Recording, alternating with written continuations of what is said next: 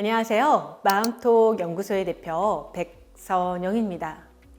나와 상대의 마음을 이해하고 소통할 수 있는 방법으로 마셀비 로젠버그의 비폭력 대화를 사용해 보는 것은 어떨까요?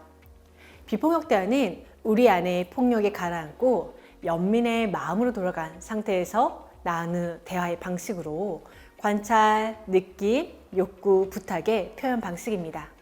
첫 번째 관찰은 있는 그대로의 말과 행동을 듣고 보는 것입니다. 다음은 느낌입니다. 느낌은 지금 이 순간에 느껴지는 감정을 의식해서 표현하는 것입니다. 욕구는 지금 내가 필요로 하는 것, 중요한 것에 대한 이야기입니다. 마지막 부탁은 구체적인 행동 또는 연결의 말입니다.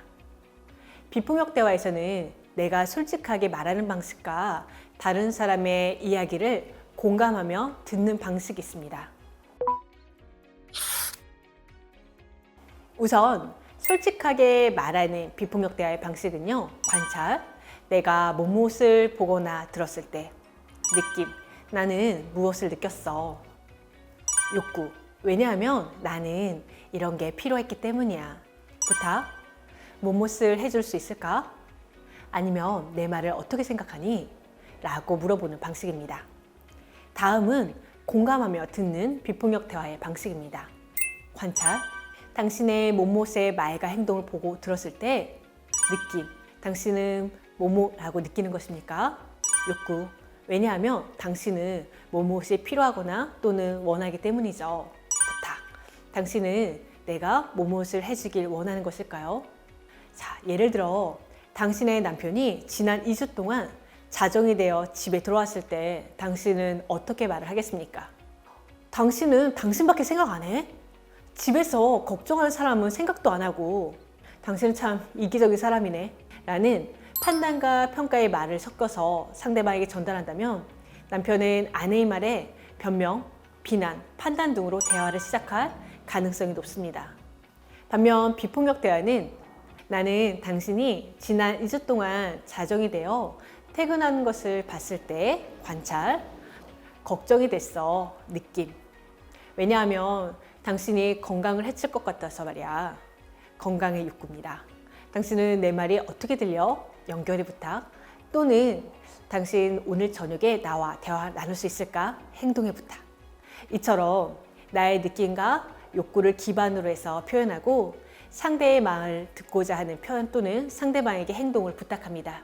이때 남편은 자신의 마음을 솔직하게 상대에게 털어놓을 수가 있게 됩니다. 관찰은 상대방의 말과 행동을 판단하지 않고 있는 그대로 받아들이는 표현의 방식입니다. 넌 참 게으르다. 김 과장은 매번 같은 실수를 하네. 이처럼 판단과 평가가 섞여 있는 말은 소통에 도움이 되지 않습니다. 비난이나 비판의 말을 들으면 우리는 방어하거나 공격하는 자세를 취하게 되죠. 넌 참 게으르다.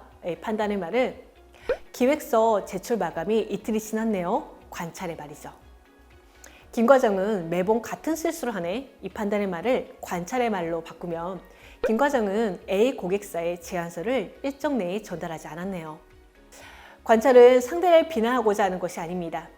관찰의 방식으로 말했을 때 취소당하는 것 같다 라고 상대가 느낀다면 아마도 관찰을 도구로 사용하고 있는 건 아닐까 모르겠습니다. 사노요코의 그림책 태어난 아이에는요, 태어나고 싶지 않은 아이 이야기가 나옵니다. 아이는요, 부딪히고 다쳐도 아무런 감정을 느끼지 못합니다. 태어나고 싶지 않은 아이이기 때문이죠. 어느 날 태어나지 않은 아이를 따라온 강아지가 다른 여자아이의 엉덩이와 다리를 물었습니다. 여자아이가 엄마 하고 부르며 반창고 반창고 라고 하며 반창고를 붙여달라고 외치죠. 그 모습을 본 태어나지 않은 아이는요, 반창고를 붙이고 싶어집니다. 그리고 이렇게 외치죠. 엄마 반창고 반창고. 이때 태어나지 않은 아이는 드디어 다시 태어납니다. 우리가 감정을 느낀다는 것은 어쩌면 우리가 살아있다는 증거일 것입니다. 아이가 반창고 이야기를 하는 건 원하는 욕구입니다. 우리가 감정을 느낄 때 우리가 지금 무엇을 필요로 하고 원하는지를 자각할 수 있어야 합니다. 감정은 외부나 내부의 자극에 대해 우리의 몸과 마음에 일어나는 반응입니다. 또는 욕구가 충족되었는지 또는 그렇지 못한지를 알려주는 메신저 역할을 하기도 합니다. 느낌을 표현할 때는요, 생각과 구분하는 것이 중요한데요. 외롭다는 것은 느낌이죠.